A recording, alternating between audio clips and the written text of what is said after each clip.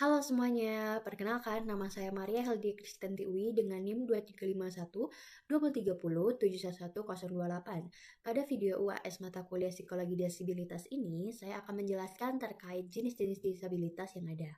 Selamat menonton! Dalam video ini, kita akan membaginya menjadi tiga kategori besar. Yang pertama, ada kebutuhan khusus dalam kemampuan kognitif, yaitu ada gifted, learning disabilitas, disabilitas intelektual, ADHD, ASD, dan tunalaras. Yang kedua, ada disabilitas sensorik, yaitu tuli, tunanetra. Dan yang ketiga, disabilitas fisik dan komunikasi, yaitu tunadaksa dan tunawicara. Nah, yang pertama itu ada gifted atau anak berbakat. Kata bakat sendiri itu berasal dari aptus, yaitu kemampuan yang inherent di dalam diri seseorang. Anak berbakat adalah anak dengan IQ yang di atas 130 menurut skala Mesler, serta anak yang oleh profesional dianggap itu mampu mencapai prestasi tinggi. Karakteristiknya itu seperti intelektual umum, akademik khusus, berpikir kreatif dan produktif, kepemimpinan dan seni, dan mereka itu unggul di dalam hal tersebut. Nah, gifted itu juga dipengaruhi oleh dua hal, nature dan nurture. Nature itu adalah kombinasi genetik dari orang tua, sedangkan nurture itu adalah kualitas pengasuhan sejak dalam kandungan, sensitivitas ibu, kasih sayang yang mempromosikan perkembangan positif. Dan ada hambatannya juga loh, yaitu disebut dengan underachiever, atau anak yang sangat pintar tetapi prestasinya itu di bawah rata-rata karena belum mengenali dan memahami potensi yang dia miliki. Serta mereka itu cepat bosan, merasa tidak tertantang, atau stres karena ekspektasi yang tinggi. Nah, yang kedua itu adalah learning disabilitas. Adalah kondisi ketika anak itu memiliki potensi intelektual yang normal, tetapi mengalami hambatan pada membaca, menulis, ataupun berhitung. Karakteristiknya itu ada tiga. Ada disleksia, yaitu kesulitan membaca dan mengenali huruf. Yang kedua, disgrafia, tulisan tidak terbaca, kesulitan menyusun kata ataupun kalimat. Dan yang ketiga, diskalkulia, kesulitan memahami angka, perhitungan, ataupun simbol matematika. Dan hambatannya adalah lambat memahami pelajaran akademik, merasa frustasi karena hasil tidak sesuai usaha, sering disalahpahami sebagai malas, dan membutuhkan intervensi berupa bantuan multisensori, pemecahan tugas menjadi kecil, dan waktu tambahan. Nah, yang ketiga itu ada disabilitas intelektual, adalah kondisi keterbatasan signifikan dalam fungsi intelektual dan kemampuan afektif yang muncul sebelum usia 18 tahun.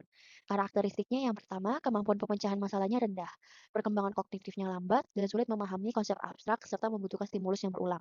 Dan hambatannya itu adalah sulit mengikuti kurikulum standar, membutuhkan instruksi yang konkret, visual, dan bertahap, serta membutuhkan dukungan dalam aktivitas sehari-hari. Nah, yang keempat itu ada ADHD, yaitu gangguan perkembangan yang ditandai dengan pola perilaku kurang perhatian, hiperaktif, impulsif, yang dapat mengganggu fungsi sehari-hari. Anak dengan ADHD sering kesulitan mempertahankan fokus, mudah terdistraksi, dan banyak bergerak tanpa tujuan yang jelas. Nah, karakteristiknya sendiri itu banyak, mudah terdistraksi oleh rangsangan kecil, sulit duduk diam dalam waktu yang lama, berpindah dari satu kegiatan ke kegiatan lain, gerakan berlebihan atau tidak bisa tenang, bicara impulsif atau bertindak tanpa mempertimbangkan akibat, dan sulit mempertahankan perhatian pada tugas atau instruksi. Nah, hambatannya juga banyak, yaitu kesulitan mengikuti pelajaran yang membutuhkan fokus panjang, mudah melanggar aturan kelas, tantangan dalam mengatur emosi dan perilaku, rentan mengalami masalah akademik dan sosial, dan membutuhkan lingkungan yang terstruktur, rutinitas jelas, dan instruksi yang singkat, serta penguatan positif untuk membantu regulasi perilaku.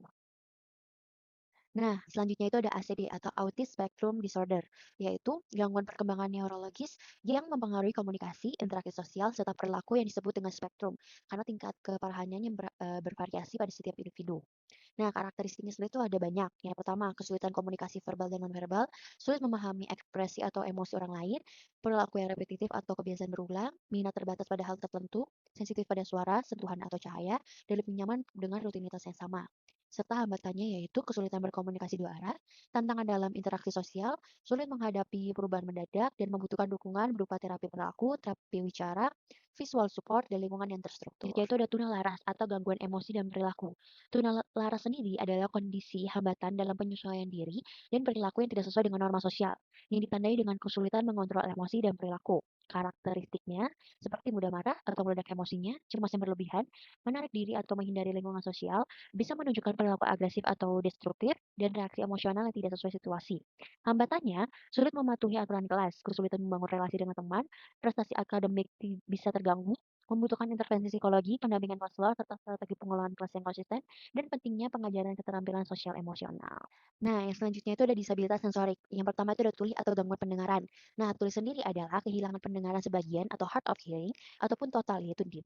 Baik sejak lahir maupun terjadi kemudian. Nah, karakteristiknya sendiri yaitu seperti yang pertama, tidak merespons suara atau panggilan, mengandalkan bahasa isyarat, CB atau bisindo, mengandalkan gerak bibir dan kontak visual, sulit menerima informasi berbasis suara, dan suara itu terdengar terbatas atau tidak terdengar sama sekali. Hambatannya, sulit memahami pelajaran berbasis audio, komunikasi lisan menjadi tantangan besar, butuh alat bantuan, dan juga membutuhkan subtitle ataupun memerlukan posisi duduk yang strategis untuk membaca bibir dan intervensi terbaiknya bila deteksi dini dan dapat dilakukan. Nah, yang kedua itu adalah tunanetra atau gangguan penglihatan. Tunanetra sendiri adalah kehilangan fungsi penglihatan, baik dalam bentuk low vision atau penglihatan terbatas, ataupun buta total. Karakteristiknya itu ada yang pertama, sulit mengakses informasi visual, mengandalkan peraba ataupun pendengaran, membaca menggunakan huruf braille, menggunakan alat bantu optik seperti kaca pembesar, dan membutuhkan screen reader ataupun teknologi asistif lainnya. Hambatannya yaitu yang pertama, kesulitan membaca tulisan visual standar, tantangan mengenali lingkungan, membutuhkan modifikasi materi menjadi audio ataupun taktil, dan perlu pelatihan orientasi dan mobilitas agar bisa bergerak mandiri. Nah, selanjutnya itu kita akan masuk ke kategori disabilitas fisik dan komunikasi. Yang pertama itu ada tunadaksa, adalah gangguan fisik dan motorik akibat kelainan bawaan seperti kecelakaan ataupun penyakit seperti cerebral palsy ataupun polio. Karakteristiknya itu adalah keterbatasan dalam bergerak, berjalan ataupun berdiri, kesulitan mengontrol gerakan otot, membutuhkan alat bantu seperti kursi roda ataupun tongkat, kesulitan dalam aktivitas motorik halus seperti menulis ataupun memegang pensil. Hambatannya yang pertama itu adalah lingkungan fisik itu tidak selalu mudah diakses. Tantangan dalam kegiatan olahraga ataupun mobilitas kelas membutuhkan rem, toilet khusus ataupun meja khusus yang dimodifikasi, kadang membutuhkan teknologi untuk menulis ataupun mengetik, dan butuh penyesuaian aktivitas pelajaran agar bisa berpartisipasi penuh. Nah, selanjutnya itu kita akan masuk ke tunawicara atau gangguan bicara dan bahasa. Ini adalah hambatan pada kemampuan komunikasi verbal sehingga pemahaman dan penyampaian bahasa itu menjadi kurang. Karakteristiknya itu sebenarnya ada dua. Ada kelainan bicara, yaitu kelainan suara, serak kasar kualitas suara terganggu. Yang kedua, kelainan artikulasi, bunyi kata hilang, ditambah atau terdistorsi. Yang ketiga, gangguan kelancaran seperti gagap ataupun bicara sangat cepat. Dan yang kedua, yaitu ada kelainan bahasa, sulit mengungkapkan kata-kata ataupun sulit, dan yang kedua sulit memahami kata-kata, dan hal ini tuh bisa terjadi bersamaan dan tidak disadari.